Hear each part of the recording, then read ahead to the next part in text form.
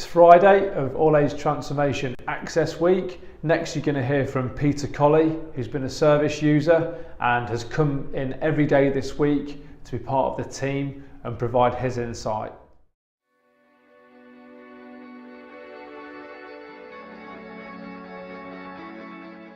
So Peter, Access Week, how's it been for you? How have you found it? It's been quite a very interesting experience. It's definitely opened my eyes in many ways, and I'm not just talking about the Nucasay to keep me going. I've actually found that we've had a lot of people come together from various backgrounds, and it's been very insightful for me. I mean, it's opened my eyes to a number of areas and issues regarding healthcare that I wasn't even aware of, because we work with a lot of people with learning disabilities and mental health issues, and it feels like to be a part of something that could practically rewrite the rule book is quite a privilege. So, it's been trying at times, and sometimes I found myself scratching my head, but I'm really grateful to have played a part in this. Yeah, and what do you think the benefits might be to people if indeed we did produce, the model that we've talked about? Apart from the obvious one that they'll be healthier in the long run. Yeah, I think that's the first one. Yeah. Well, people come away with it, I think, a more united support plan, because when people, when you look at all the support out there, a lot of it already exists. I think one danger of spending so much time looking over something and saying this is what's wrong with the industry, there's a risk that you end up overlooking all of this good stuff that actually helps a lot of people, and I think it is very key that we don't lose any of that. And I think that's chosen, particularly in the way we've gathered all of the people here today. I mean, you've got some brilliant like-minded people who represent some of the best these services have to offer. So bringing them together, I think it will allow for a more connected approach, so we will be able to rely on other areas of support. It won't feel like it'll be practically a bit like, okay, so this is what you need. You fancy door number 1, 2, 3 or 4, and a lot more of offers rather than the somewhat limited pathways they may have experienced beforehand. Yeah. And so, in terms of, are there any areas that you think we haven't covered, or any particular challenges we now face as a result of these blue sky ideas? How much time do you have? A couple of things that you might think are, Well, okay. Every single leap forward for society was brought about by a team of innovators, but innovation itself is not without its risks. When we're looking at reinventing the wheel, but I think the challenge is if we were to take the framework that we had at the moment and place it onto what exists already, that would be quite difficult.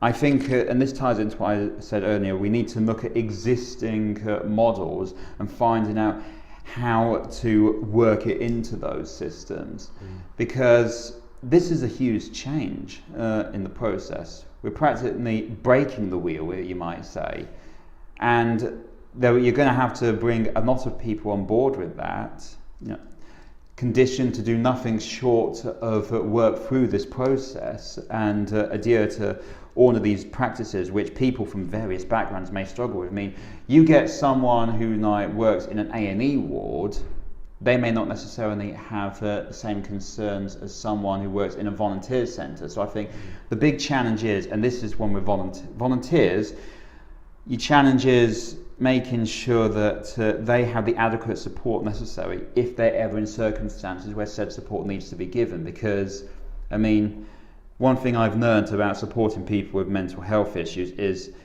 if you're going to give support, it's not a dip your toe in.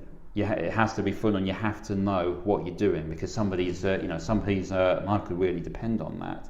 So making sure that training is given evenly is going to be a challenge.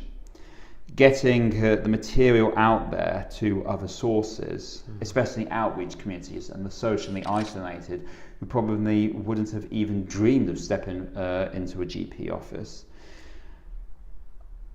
I think they can be. I think they can be overcome. I mean, you look at reaching out to the other communities. You've got areas like churches and schools. I mean, as an example, are you familiar with Highfields? I am. Yeah. Now, Highfields is a brilliant asset for the BME community, and I think that is a good starting point for reaching out to that particular area. And if that can be done by mapping out the whole of Leicestershire, looking at what is there and how to go and match it on there, would be a good start for us. Yeah, because I think we're testing the waters. So the first thing there are going to be challenges. I'm under no delusions of that, but they can be done by ascertaining what is out there at the moment and how to work it in there. So because these people are going to be a part of something great, something that I'm not going to go and say perfect, because what is perfect? But that would be a good start for it. Now, diagnosis, and this is something I'm particularly passionate about. A lot of people with learning disabilities and mental health don't have the luxury of a diagnosis, and unfortunately that's seen as the be-all and end-all, and it feels like you're literally trying to squeeze a few more wishes out of the genie than usual free when you're asking for it. But what we found is it helps to give them focus on the traits rather than the conditions, and I think this does have the risk of leaning towards substitutes, but I feel that people benefit from some clarity to know what it is this thing is that's affecting them and how to move through it. Yeah. And I think there needs to be more work on getting a diagnosis to people who need it, because otherwise they're going to struggle in every aspect of their life. Brilliant. Well, thank you, Peter. Thank you. You provided us with lots of insight this week, lots of really fantastic suggestions, and lots of food for thought around who do we need to consider in this process. So you've been an absolute pleasure to be part of it. It's been a pleasure to be a part of it. Welcome you back.